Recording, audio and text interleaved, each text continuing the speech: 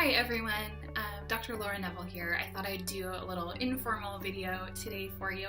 I recently heard a story from Tara Brock. If you're unfamiliar with her, she has a podcast out that's quite nice to listen to. If you haven't checked her out, I would encourage you to do that. She told the story, a story that really resonated with me, and I'd like to share it with everyone here.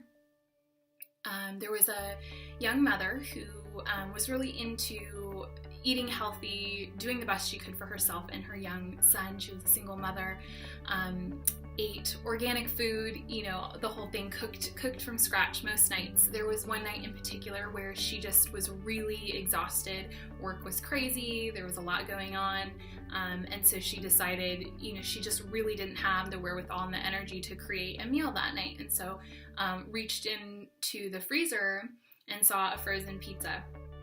Immediately already started with the mom guilt, I'm a bad person, we're gonna eat this frozen meal. I usually, take a lot of pride in cooking for myself and my family and my son. We eat really clean food so that we nourish our bodies. That whole story, right? It was already unfolding in her mind. She felt really guilty right off the bat. And to make matters worse, she told her son that they were basically going to eat frozen pizza for dinner that night, and he just started bawling. He was crying his eyes out, tears streaming down his face. Her guilt is, magnified, and she, tries to calm him down, tries to make the situation okay. She tells him, Mom's really tired, we're gonna do our best, we're gonna have this meal tonight, we're gonna enjoy it, it's gonna be okay. Tomorrow we're gonna have a better meal, we'll, cook something, one of your favorite foods. And the boy seemed to calm down a little bit. He started wiping his tears, and he gradually was able to look at her and said, "Okay, Mom, but can we at least heat it up?"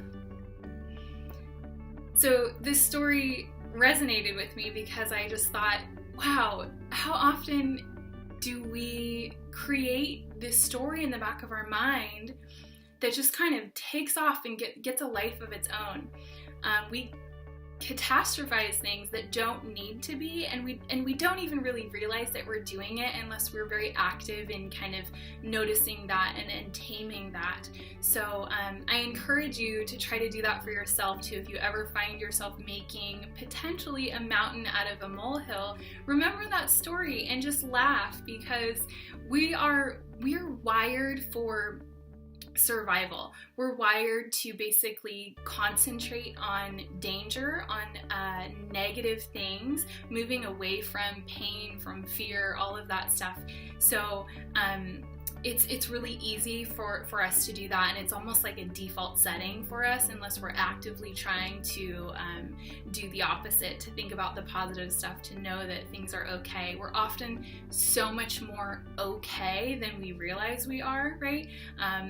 All that mom needed to do was heat up that frozen pizza, and that her son was going to be a-okay and actually probably going to really enjoy the meal. And instead, she made this entire story about, him hating the frozen pizza, thinking that she was a bad mom, thinking that her son was thinking that she was a bad mom, that whole story. So you can see how that story just can kind of snowball on itself unless we're really aware of it, and we do this on so many levels throughout the day. So I encourage you to keep that story in your back pocket, as I will as well, and we can pull that out and kind of give a little laugh to sometimes when we are making mountains out of molehills. All right, thanks for listening. I'll see you next time.